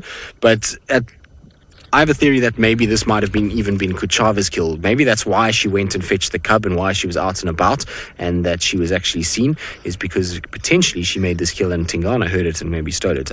That's very possible, because she was seen not far from here heading in this direction, and all of a sudden then changed direction and went an opposite way. So I wonder if maybe she didn't kill this, went to go fetch the cub, maybe to introduce that cub for the first time to meet. I don't know, but it would be a sensible option to think about. Whether or not it's true, I have no idea. And like I say, Tingana could have caught this on his own accord, but you never know with Tingana. He's always been good at robbing kills from others, as have the Birminghams. Now I'm going to reposition a little bit just so you guys can see more than just the back of a head and some legs dangling from a tree. I'm going to put you in front of Nsuku for a little bit, just so you can kind of see his face and see the beauty that he is. He's one of the more sort of pretty of the Birmingham coalition. I think he is one of the better looking fellas. Him and Nena are the two good looking fellas out of this coalition, in my opinion. So, Lauren, you're wondering about runways. What happens? Do we use the runways? Are the runways used when lions are on them? So, normally what would happen is that a sound of an aeroplane buzzing overhead is enough normally to get a lion to get up and move off it. But if they do not get up and do not move, what they can do is they can shift some of the planes to land at other runways. So we do have elephant planes and Arathusa in this area that can be accessed by all of the lodges. So they can just shift a plane that way if it's something big. But generally what they'll do is just drive the cars here and kind of just try and edge the lions off. It's for their safety, it's for the people that are landing safety, and that's what they normally try and do. You'll find though that it's, this male lion wasn't actually lying on this runway all day today. During the hotter parts of the day, he was under the tree. Apparently he just got up from under the tree and walked over here and flopped down again.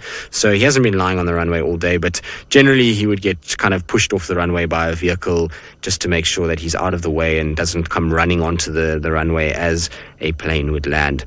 Actually, on this runway I've had an interesting experience where the Styx Pride pulled down a giraffe mid-runway just on the top of this, and they had it over the whole of the runway. It was literally lying over the whole thing.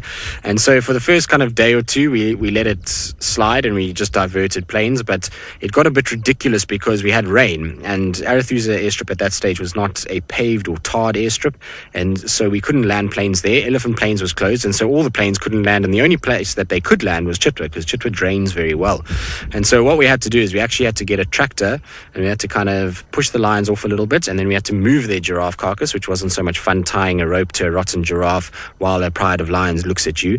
And then we had to drag it off onto the open area, and that allowed some of the planes to get in so that all the guests could get into this area, because obviously it's a massive expense that some of the guests go through to book their flights into this place, and it's not easy to just change that in a day's notice. You can't just get another flight or another transfer in, and so it had to be done. Unfortunately, it wasn't exactly the ideal thing, but we had to do it. But it was amazing just to see that they didn't actually care, because once we dragged it off, they just sauntered on over and sat back next to the carcass as though nothing had really happened, which is pretty cool. Anyway, we're going to try probably reposition a little bit, see if we can get into a place where we can see Tingana while Nsuku sleeps. And so while we do that, let's send you off to Byron, who I think is looking at a bird that might want to feed off some blood as much as Nsuku does.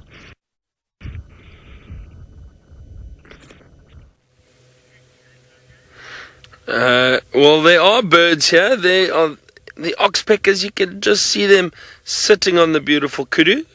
Some three female kudu cows that are moving through the thicket, and they have a few oxpeckers on them, the red-billed oxpeckers. And always nice to see the kudu walking through the bush.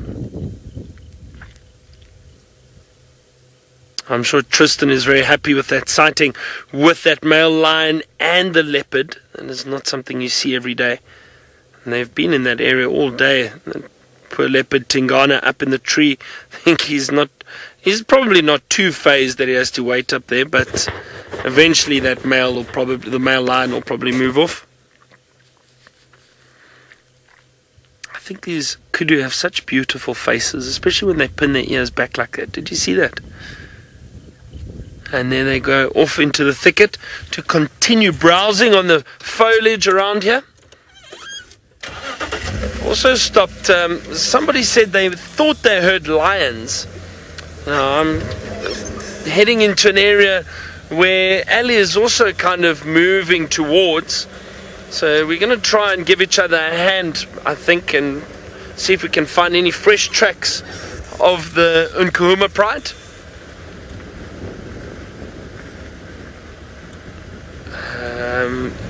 Excuse me, I think I just heard somebody call that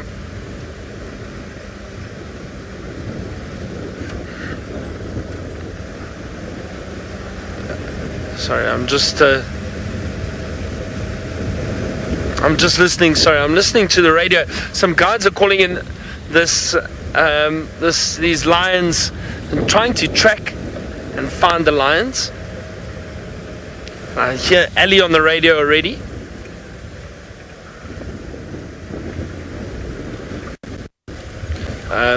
Give me a second, I'm just listening.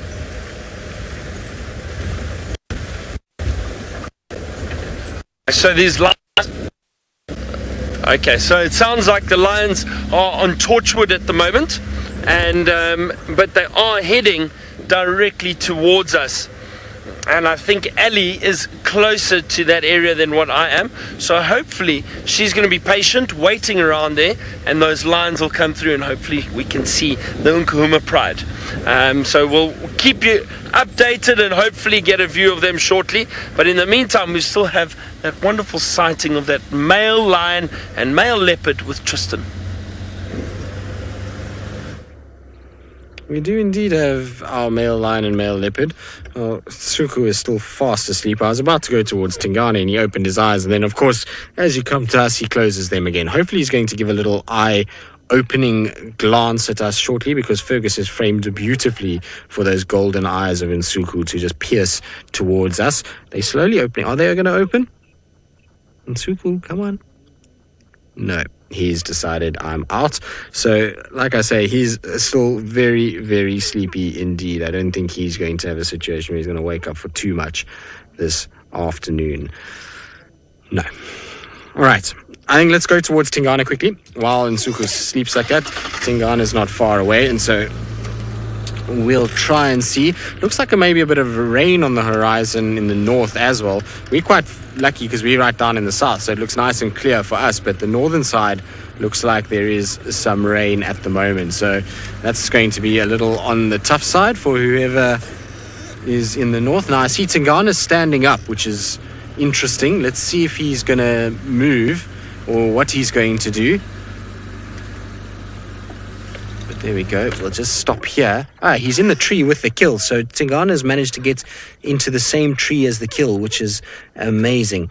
Now, Tulaan, who's 5 years old, lions can get sand in their eye if they're not careful. If they rub their head a little bit, they can. But you'll find that their eyes are very sensitive. And so when sand goes towards their eye, they just close it very, very quickly. And they'll make sure that the sand doesn't come in, and make sure that the eye stays nice and clean. Also, they'll blink a lot, and there'll be a secretion, so a little bit of liquid that will try and kind of wash the eye and get rid of any particles of sand if they go towards or go into the eye, and that keeps the eye nice and clean. So sometimes you see their eyes have a little bit of leaking, and that's where it is. So Tingana is in the tree with the kill, which how he got in here, I'm not quite sure, but there we go. You see there's the kill there, and so it means that that male lion hasn't been able to get up there just yet. And I wonder if Tingana makes his way towards that kill and goes into that area, if maybe Nsuku might wake up and actually try and move back towards the side. It will be interesting to see how it goes. It's going to be a kind of standoff, I think, between the two of them. But Tingana doesn't look all that bad. I mean, I've seen many a leopard that's looked horrible and condition not good. And when we saw Mvula the other day, he really didn't look good. But I mean, Tingana is not as bulky as he could be, but he's not exactly out of it for sure. I mean, he's still fairly decent condition. He's got a bit of a skinny back leg area, but that comes back quickly. And if he's got himself a meal like this and he's managed to kind of hoist it and he can feed off it for the rest of the day, he's going to be okay. I think he'll kind of come right. I mean, obviously we don't know what's going on inside, but he certainly hasn't lost that much condition that I would write him off. I think he's still in good enough condition to kind of keep going for quite some time still. Let's see, though. I mean, it's going to be interesting. He's a bit obscured by a lot of branches, so I'm hoping he's going to come across and maybe just get towards that carcass and see what happens. Now, I would love to hear from all of you guys what you think of Tingana. Does he look better than when Ali saw him the other day? And you can do that on #SafariLive. Also, if you've got any questions about what happens when male leopards and male lions meet. Now, you can see Tingana's lay back down again. I think he's realized that he can't move just yet. If he does move and start crunching on those bones, so we're going to have a situation that Nsuku is going to hear it and then probably come and cause a bit of drama. So it's a situation where I think he's going to lie down for now. I want to reposition Fergus because I think we can get a better view from the other side and see if we can just maybe see a little nicer than what we're seeing at the moment. Given that he's facing the other way, I'm sure he's going to move his head about, and as leopards do, but it'll be, I think, a little better just to see in underneath than it is going to be from where we were. So Fergus is doing a very arty spin around as we drive underneath the tree. Well done, Fergus. Very, very fancy.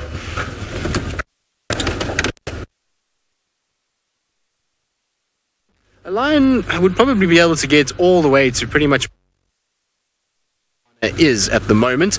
I'm just going to quickly reposition Ferg a little bit better, just in case Nsuku wants to put up his head, then we can at least see him through the bush.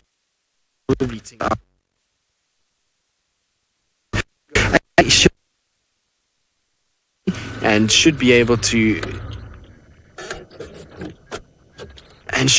to kind of go all the way to the sort of top of those trees. As long as there's a fairly thick branch, he should be able to manage to do it. In this case, I think even where Tingana's lying, he would be in potential danger.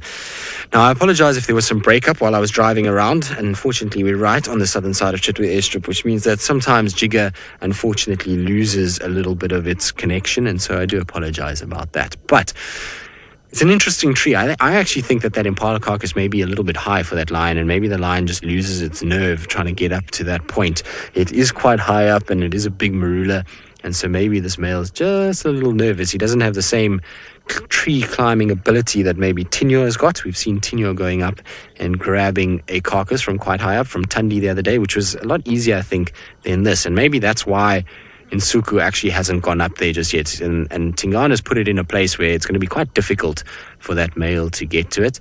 And even if he tries to drag it a little bit further up, I think, he's probably fairly safe where he is now. It'll be interesting to see. I mean, we're going to try and stick around for as long as we can. It is going to be a busy sighting, so it will be interesting.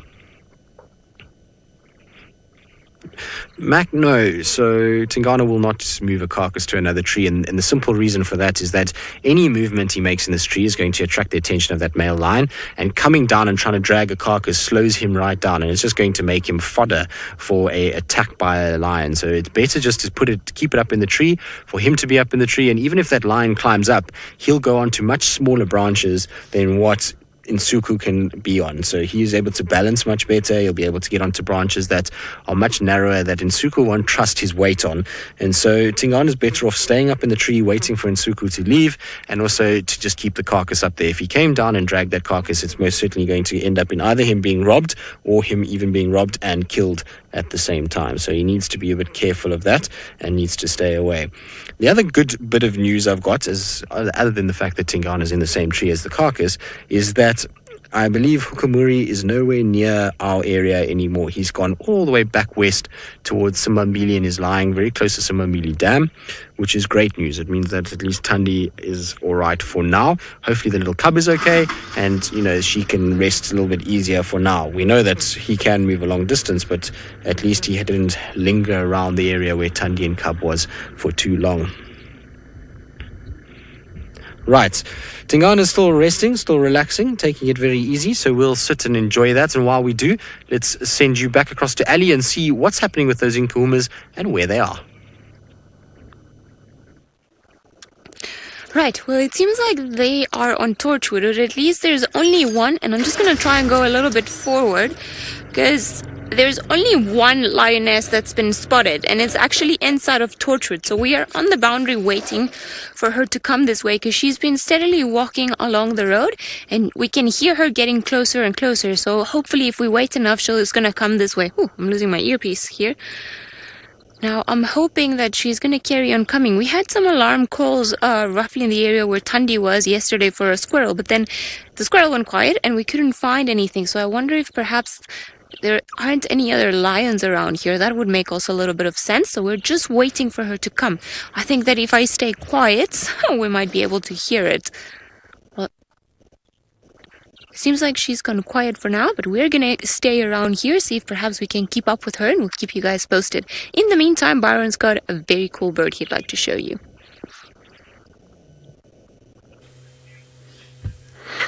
I do, but good luck, Ali. I hope you have some luck with those lions. But we are watching a African Harrier hawk. And it's interesting. It looks like it's trying to dig in that branch of the tree. Looks like an old dead branch that it's digging in. It's been pulling bits and pieces of bark off. Look at those sharp talons. Now I wonder what it's found in there.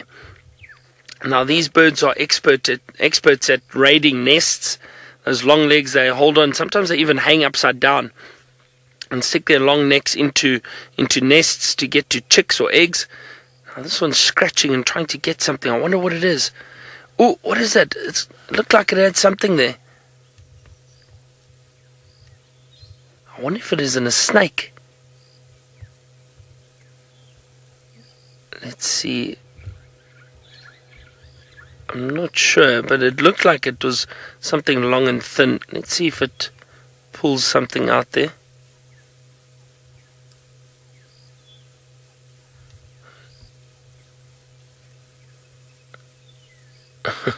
Often the patience. Look, there's definitely something that it looks like it's pulling at something. What is that? I wonder. We just can't see. You know what? Patience often pays off. So let's wait and see. Maybe it pulls something out of that branch. These are one of my favorite birds. Ah, scorpion! Look at that! It caught a scorpion. I just caught a glimpse. I hope all of you saw that. It's found a little scorpion, and I think it was picking at the tail, and it's eating the scorpion. That's amazing. Now, I would assume that is Pistacanthus. Look, there you could see it clearly. Pistacanthus asper, I think, is the tree creeping scorpion, and they live in the bark of trees like that. And that's what this African Harrier hawk has caught and is feeding on. Now that's a good source of protein. And it probably, look there, you can see it clearly. Look at the tail or the sting. There, the whole thing, and they just finished it. Occasionally what these birds might do, and I've seen it before, it will look like two scorpions there. What these birds do is they might just bite the tail very quickly. I've seen it with oh no, that was just the talon. I'm just double checking if there's not another scorpion in there. Don't think so. I think it's finished now. But what these birds do, and I've seen it with meerkats too, when they dig a scorpion out, they quickly bite the tail. They just break the tail, and then that scorpion is unable to turn the tail around and sting whatever prey is trying to feed on it. And especially this African Harrier hawk, I think that's exactly what it did. But that was such a wonderful, wonderful sighting. Something quite rare. And I said I was looking for something interesting this afternoon. That is a highlight for me, seeing an African Harrier hawk dig out a scorpion. Now it sounds like Ali has had some luck with the lions. Let's go and have a look. We have indeed, and just in time to watch her finally carry on making her way towards Djuma. Now there is a termite mound not too far from where she is, so I'm hoping, crossing fingers, that she's gonna go up there. Come on. Yes. Oh yay. Perfect. Now you see she's contact calling, and she's unfortunate there's a car that's close to us, but I'm sure they're also gonna switch up, and she's been calling for a little bit now, and I'm sure she's looking for the rest of the pride. There we go. It's not the loudest call she can make. Oh, you stunning cat, thank you very much. That is a very pretty place for you to lie in. Queen of the mound. Very leopard fashion of you, I must say. I'm afraid of talking too much because she is making contact calls, and it's an absolutely interesting sound, so I would like for everyone to be able to hear it as well. Seems she's definitely looking for some more lions, and not too far from here we had those lion trucks from the morning. There we go. Very faint.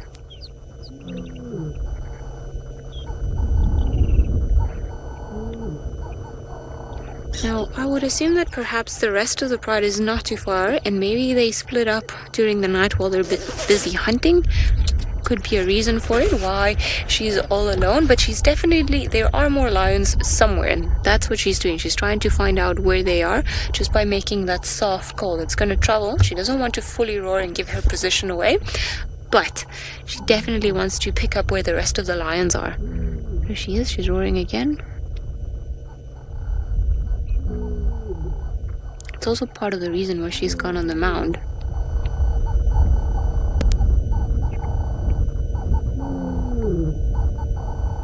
Can you guys hear that?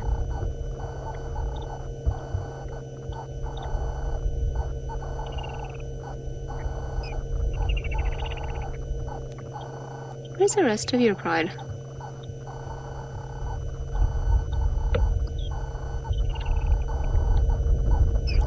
Sinak, you're wondering what type of calls do lions make to communicate? Well, they have a wide range. The one that we're listening to now is called a contact call, and you will hear it in between pride members or perhaps a mom with a cub. And it's a soft call. They're just trying to find out where the rest of the pride members are, and they're trying to reunite, calling each other. It's almost like telling one another, come to me. Now, obviously, there's a roaring, which we heard this morning, tends to be more of a territorial call, just to call to oh, here we go again. To reinstate their territory and that they're in a particular area. It's a call that they make when they want the world to know that they are there. And then, of course, they make the snarling and growl noises when they're feeling threatened by either another lion, by another pride member, or when they're just annoyed with the cubs, or pretty much any other pride member. They just make that, or, you know, humans, even if we go on foot and we find them, or any other creature, it's more of an aggressive, defensive, standoff call. This is also, with the roaring, one of my favorite sounds. I find it such an endearing sound. It's like very intimate, very private sound that lions only make for other lions.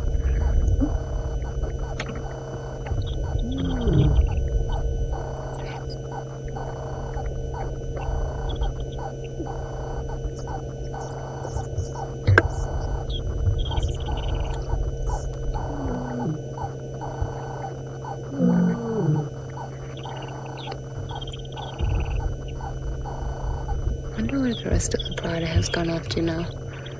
There were reports of another lioness further south, but I cannot hear anything from where we are, and if she can, then she's definitely not that close to us.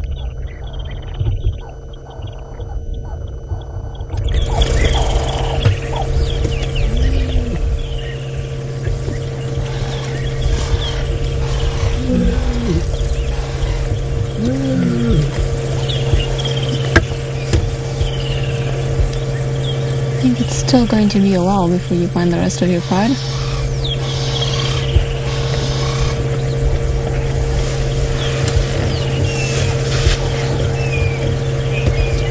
Jane, you're wondering if we name the female lions. There are some of them that have got certain characteristics that stand out and then makes it easier for us to identify. Perhaps in the Nkuhuma pride we have Amber Eyes that has got those striking amber eyes and then she's easy to tell apart. But no, as far as I know, we don't have a specific name for every specific lioness. Just it seems that the ones that tend to stand out the most because of some sort of feature, then they almost get a nickname that refers directly to them. Either Amber Eyes, there's a lioness in the Southern Pride that's called Floppy Ear because she's got a floppy ear, and I think that's pretty much it. But we haven't assigned them, or I don't think they have been given names, like, for example, the Birmingham boys have been given.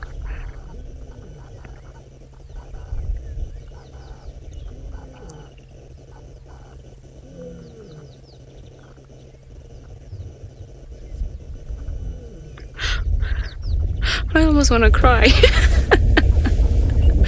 She's so sad. Where's the rest of your pride?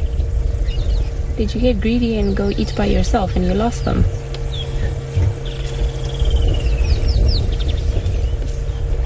Now, it does happen every now and again that they'll split up, especially if they're hunting or after the rains, or perhaps if they were interested in in one of the males. And I do remember a few days ago Nsuku was particularly interested in one of the females, and he was strailing her and, you know, just sniffing behind her back and so on. So I think one of them was potentially going into heat. I cannot recall which one it was exactly, but it could be. Nsuku's not too far from here, and he's just on Chitwa, and we are pretty much on Chitwa cut line, so distance wise could be that they were together a portion of the night and then they split up, and Nsuku went and terrorized Tingana, and then she's just now looking for the rest of the pride. Could be an explanation as to why she's by herself. Seems like Tingana is not looking. No, we're not going to Tingana, we're staying with the lioness. Was a bit of a glitch in the system there. She hasn't stopped calling.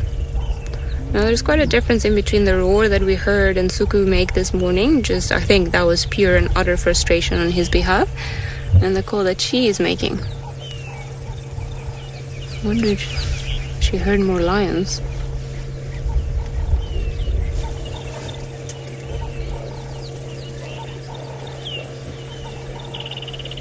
Where are you gazing around? Definitely not anymore. Right, I think I'm gonna try and just go a little bit forward and give us maybe a bit of a different angle, although this one is fantastic, but I think the one that I've got in mind might even work out a little bit better. So just bear with me for 2 seconds while we move our car, and we're still not gonna be in her way.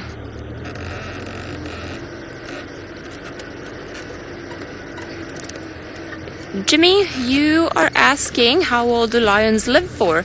Well, it depends if you're a boy or a girl. So lionesses tend to live slightly longer than what males do. They tend to live roughly on average until they're maybe 15, 16 years of age. And then the male lions, because they're constantly fighting, then they live until they're about 12. Now, by constantly fighting, I mean they lead a more violent life than some of the females, because not only do they have to hunt and fight for the right to mate with the females, but they also have to hold territories, and that means fending off all other male lions that might come around, and sometimes those fights can get very, very violent. So in general, male lions tend to live a little bit less than when female lions do. Now in captivity they are known to live over 20 years or so. I have a feeling maybe the rest of your pride is up there. That's where we saw the tracks. So perhaps you need to carry on walking. Maybe she's getting frustrated because nobody's answering.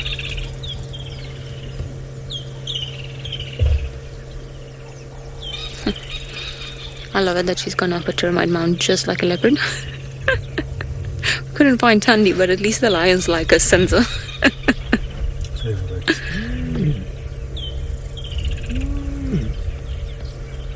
Kristen, you're wondering if Nsuku is close enough to hear her. Well, he's close, but not that close. She would have to make a bit of a louder sound. If she started roaring, for example, then yes, he would definitely hear her, even if the wind is not that favorable to her at the moment.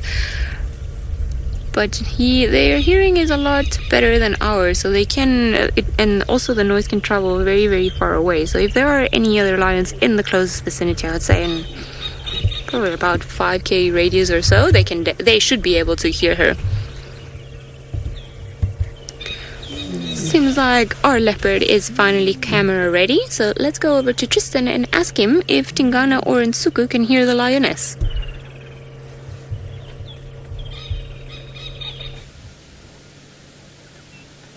No, I don't think so, Ali. I think that lioness is a little far away and far too windy for her to be making any sort of impact on these two. Neither one of them have put their heads up and looked in that direction, so highly doubt either one is hearing that lioness calling. It's interesting though, because this morning, for those of you that were watching, we were talking about those tracks that were on the cut line saying it was just for one lioness.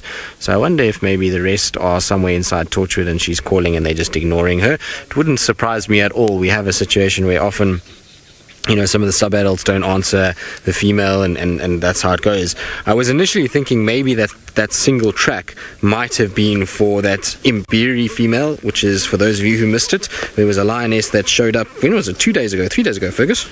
When did we have her? I think it was 2-3 days ago, somewhere around there, and she kind of moved around and she's on her own. She's come all the way from the Manyeleti, so we thought for a second maybe it might be her, but it seems as though it's the Nkuhumas.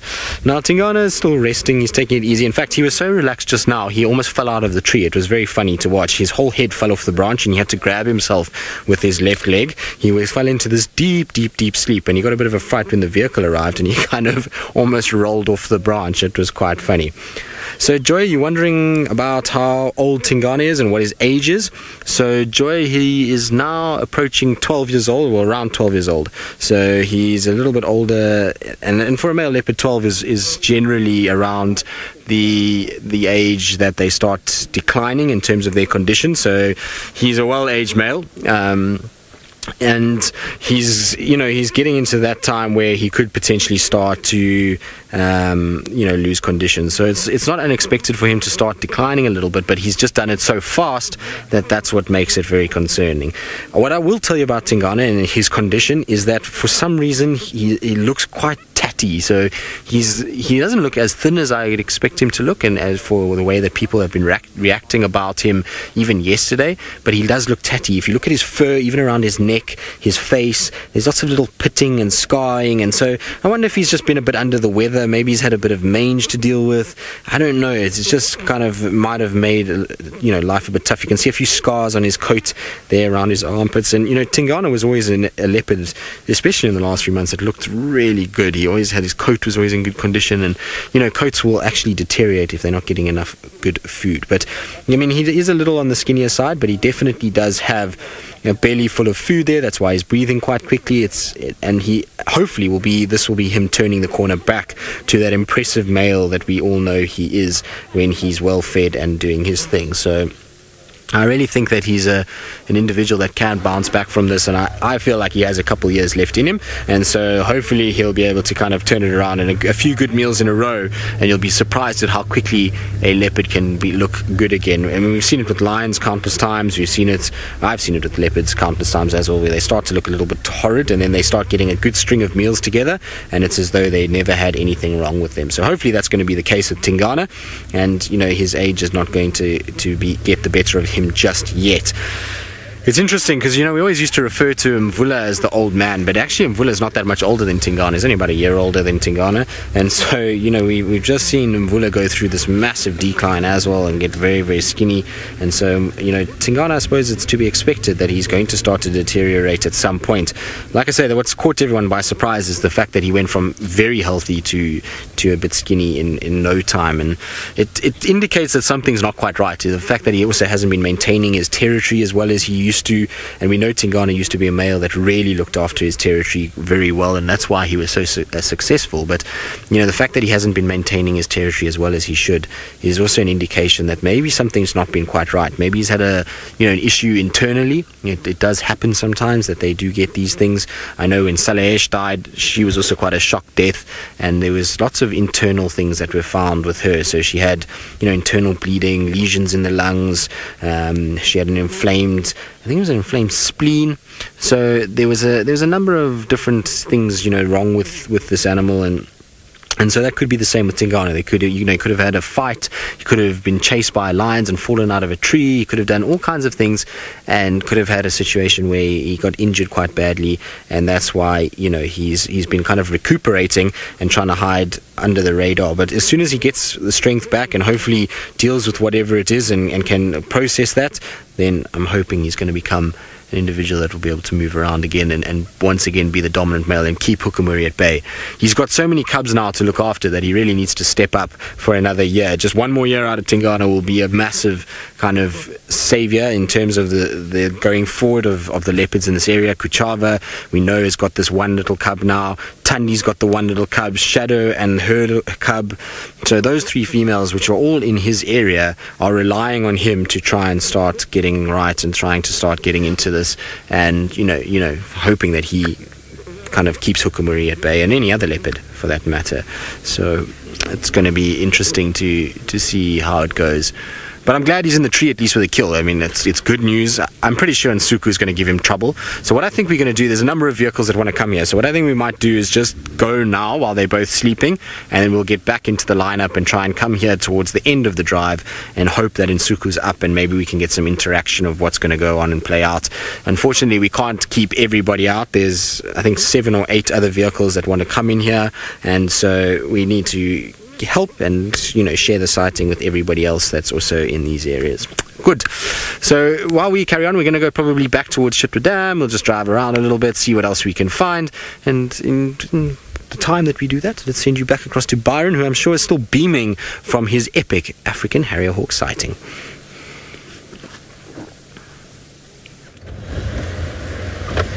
I really am, Tristan. I love that. That's something I've never seen before.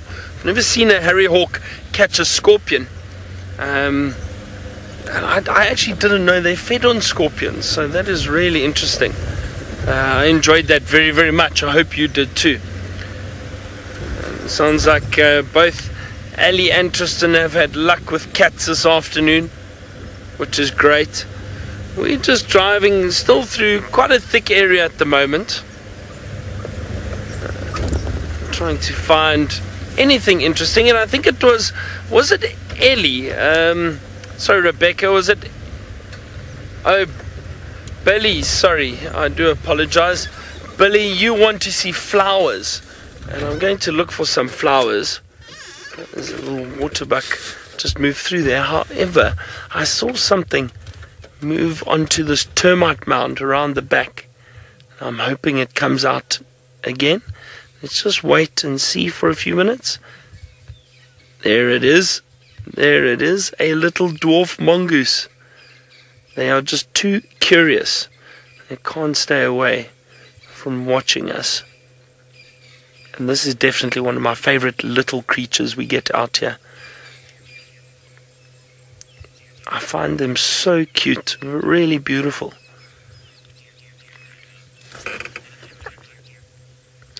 Now, usually there would be a lot more of them. Just trying to look for movement. I think bottom left of the termite mound, is that something moving there? No, that is a piece of mud. That is not a dwarf mongoose. There he is again. Smelling, look at that nose twitching as it smells. As I was saying, they're very gregarious, which means always in large family groups.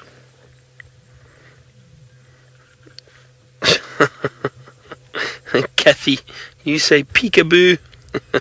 I suppose you could imagine a dwarf mongoose saying that as it sticks its head up and watches us with those beady eyes.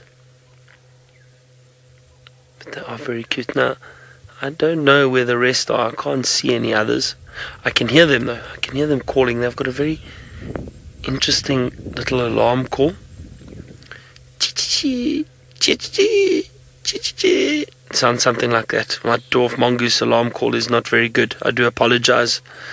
We can maybe ask Tristan if he can give us his rendition of it.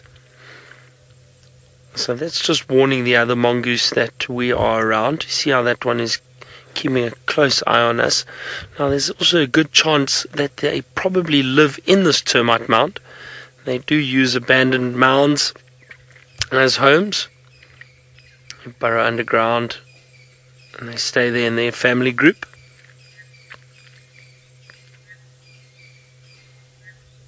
Very, very curious.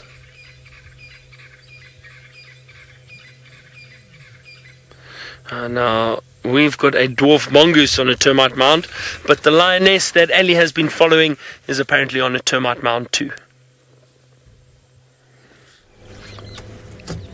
Yes, she is, and she is loving it. Nothing as comfortable as a termite mound to sleep in. Now, it seems like she's not that bothered by where the rest of her pride is now. I think maybe she just woke up and realized she was by herself. And she's been trying to contact call every now and again, but I think she's very confident in the fact that at one point or another, she's actually going to find them. So, definitely not worried. She's still up there and very happy to be sleeping. It's quite a obvious place to sleep, but I suppose lions, out of all the animals around, they have the luxury of sleeping wherever they want. So I'm just taking advantage of it. And she's got some massive paws as well. I'm always impressed when we see them, just how big they are. You know, they just command so much power. I do wonder where the rest of your pride is, because we've been playing games with them between yesterday and today. Well, I suppose we can call it the whole day, because that would be 24 hours of me running around trying to find either a leopard or a lion. On Djuma, at least, because this morning we got lucky, because Nsuku and Tingana were spotted by the Chitwa guys. I'm not bothered at all, are you? There's a slight breeze, and it seems that almost in the background the clouds are starting to open, and I can see a beautiful blue sky for the first time in about 2 days. So we apologize for the poll. We are still with our roofs on, because we're not too sure as to what the rain is going to be doing in the next few days. But at least for now, it's a lovely, lovely sky. And I wouldn't be surprised if she's sleeping and tired, because probably she was awake and she slept very uncomfortable, I would say, until 8 o'clock in the morning, because it rained throughout the night. So I doubt that any animal had a good night's sleep. It's time to make up for it now, in full lion fashion.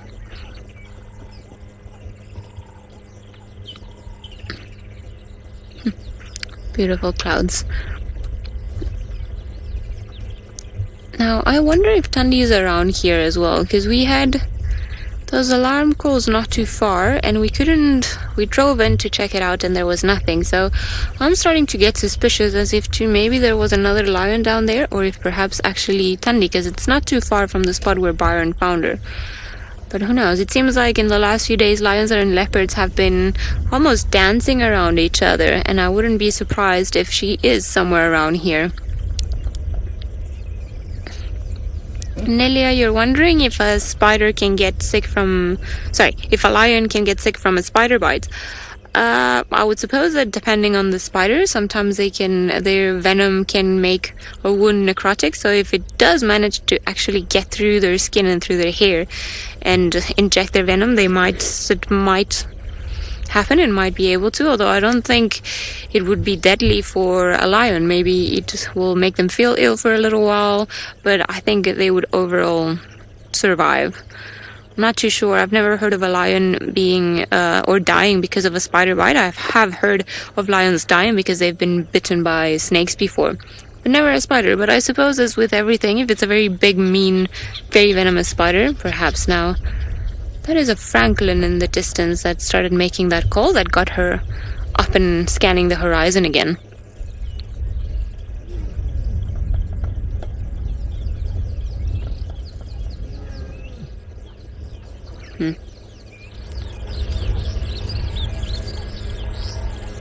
It is funny, she seemed to be very fast asleep, and as soon as something felt out of place and the francolin made its noise, and her head was up very quickly, not in too much alert because the francolin is not that close to us, but then just calling just in case there's somebody around. I feel your struggle. I wish that, at least one of them would reply to you.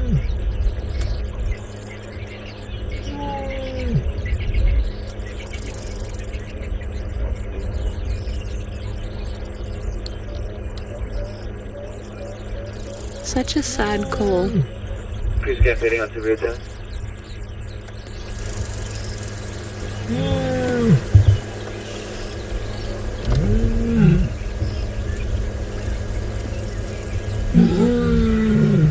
I think we're getting upset that nobody's answering now. Getting a bit louder. Trying to listen out as well very intently, see if perhaps we can pick up another lion answering far in the distance, but I cannot hear anything. Sensa, can you hear anything?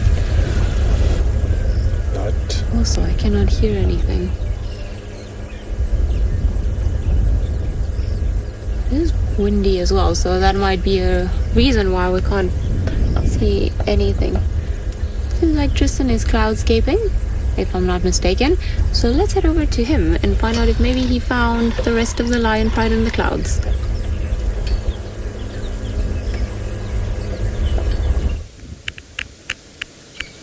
No, Ali, no lion pride in the clouds, I'm afraid. If I was looking there, we're going to have a bit of a problem. But you can see a very, very pretty scene unfolding. The sun has broken through a little bit, and big storm clouds kind of rolling in underneath them. And so you've got this dark coloration against that very light sky. And Fergus is doing an absolutely sterling effort. And it really is very pretty. It's absolutely amazing. So nice to just sit sometimes and appreciate just the sky and see how that is. And you can see there's beams of light that are being shone upon all over the place, and it looks like something is coming from that area and going to invade us here at Chitwa airstrip. Luckily though, I don't think there is actually anything, and so we're perfectly safe. There's also a few impalas that are bouncing around that are very chilled with life. They kind of slowly going to cross the airstrip and head in this direction, which will be quite nice as well. So very nice all in all